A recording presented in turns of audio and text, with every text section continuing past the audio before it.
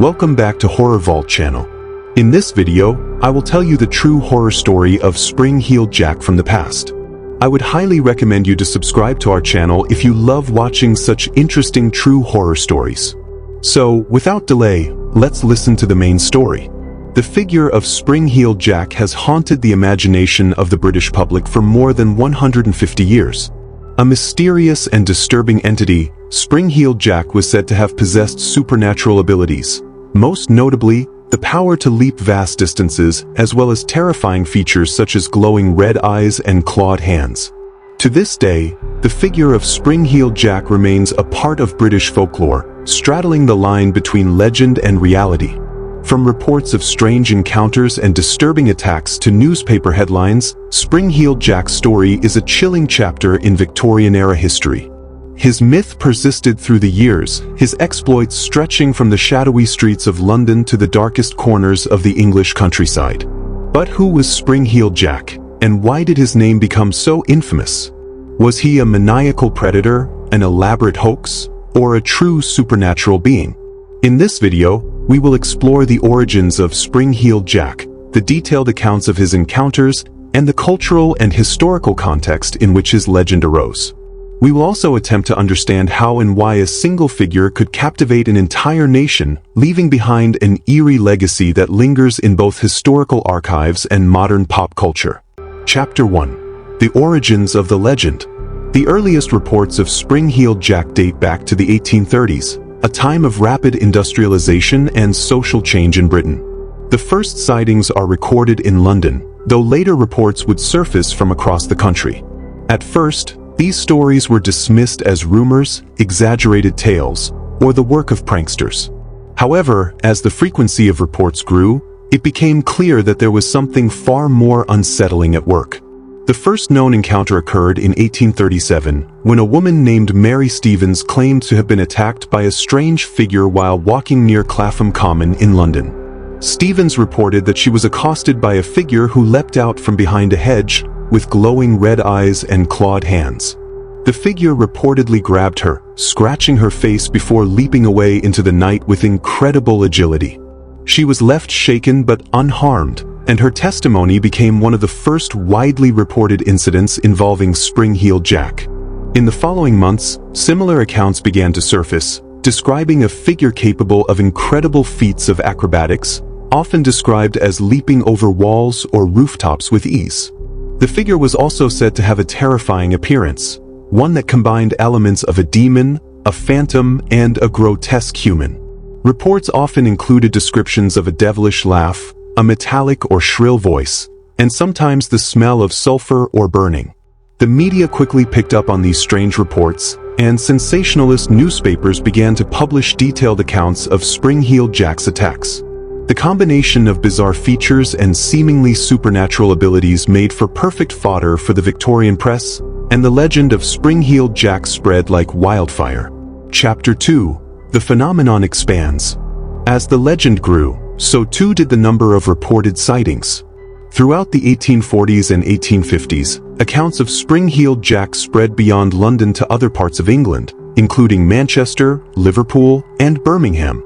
In many cases, the attacks were described as highly sexualized or predatory in nature, adding an element of fear and dread to the already unsettling phenomenon. Many reports describe Spring-Heeled Jack as targeting young women, whom he would approach in dark alleys or secluded areas before either attempting to harm them or simply terrifying them with his supernatural abilities.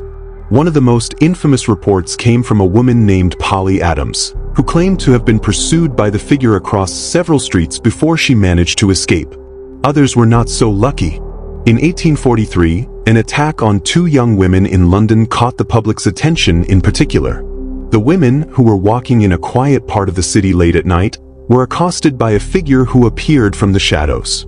One woman was said to have been knocked unconscious, while the other reported that Spring-Heeled Jack attempted to kiss her with a hideous, burning mouth. The women's testimony spurred outrage and panic in the community, but despite an extensive search, there was no sign of the assailant. Other reports described a terrifying incident in which Spring-Heeled Jack allegedly attacked several children in a public park, frightening them with his glowing red eyes and claws. This account, which was particularly disturbing due to the age of the victims, generated widespread alarm. Despite these recurring attacks, the authorities were unable to catch the figure responsible. Chapter 3. The physical description of Spring-Heeled Jack. One of the most striking aspects of the Spring-Heeled Jack phenomenon was the consistent description of the figure's appearance across different reports. Most witnesses described him as tall and slender, dressed in tight-fitting clothing or a dark cloak. However, the most unusual details revolved around his physical attributes. The most commonly cited feature of Spring-Heeled Jack was his ability to leap great distances, often described as leaping over walls or even entire rooftops with ease. This ability to seemingly defy the laws of gravity left many witnesses stunned and terrified.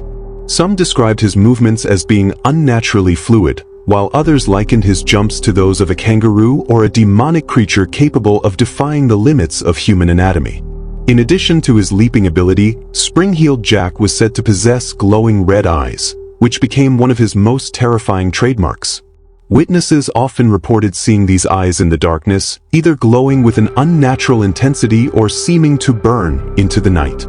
The eyes added to the unsettling, almost supernatural aura that surrounded the figure, making him seem more like a creature from folklore than a mere man. Other reports described Spring-Heeled Jack's hands as being clawed, further adding to his menacing appearance. These claws were said to be sharp and long, capable of causing deep cuts and injuries when used to strike victims. In many accounts, the figure's hands were said to be gaunt or deformed, adding to his grotesque image. Finally, some witnesses claimed that Spring-Heeled Jack emitted an unpleasant smell, often described as sulfurous or burning. This added to the idea that he was not merely a human being, but a creature of the infernal or supernatural realms. Chapter 4. Theories and Speculation. Over time, several theories have been proposed regarding the true identity and nature of Spring-Heeled Jack. Some scholars believe that the sightings were the result of mass hysteria or collective imagination, fueled by the anxieties of Victorian society. The rapid industrialization and urbanization of Britain during this period led to a rise in fears of crime, violence, and moral decay, which could have contributed to the spread of such rumors. Others believe that Spring-Heeled Jack may have been the creation of a single individual or a group of pranksters, using elaborate costumes and tricks to frighten the public. One popular theory is that the figure was a wealthy man or noble who used his resources to carry out a campaign of terror for amusement, possibly even hiring others to play the role of the figure. Some even suggested that Spring-Heeled Jack was an early example of a supernatural or extraterrestrial being, speculating that his ability to leap great distances and his strange appearance pointed to something beyond human understanding. The idea of an alien or supernatural origin for Spring-Heeled Jack gained traction among certain fringe groups, though there is no concrete evidence to support this claim. Another theory suggests that Spring-Heeled Jack may have been a member of a secret society or an occult group practicing dark rituals. Given the Victorian fascination with the occult and the rise of esoteric movements during the time, this theory proposes that the figure's terrifying exploits could have been part of a larger ritual or conspiracy. Chapter 5. The End of the Legend? By the late 19th century, reports of Spring-Heeled Jack began to fade, and his presence in the public consciousness seemed to wane. The frequency of sightings declined, and the figure eventually disappeared from the headlines. However, his legacy did not die with him. The Spring-Heeled Jack legend endured in popular culture, continuing to inspire writers, filmmakers, and artists. Many believed that Spring-Heeled Jack was simply a product of a bygone era, his myth a reflection of the fears and uncertainties of Victorian society. Yet, despite the passing of time, the figure has never truly disappeared. His name still evokes a sense of mystery and fear, and his story remains one of the most enduring mysteries in British folklore. In the 20th and 21st centuries, Spring-Heeled Jack has appeared in various works of fiction, including novels, comics, and films. Some portray him as a dark, malevolent figure, while others reimagine him as a misunderstood anti-hero or even a protagonist. His legend has become a part of the broader tapestry of horror folklore, alongside figures like Jack the Ripper and the Phantom of the Opera. Chapter 6. Conclusion. Spring-Heeled Jack remains one of the most enigmatic figures in British history and folklore. Whether he was a supernatural creature, a human prankster, or a figment of collective imagination, his story has left a lasting mark on the culture of the time and the generations that followed.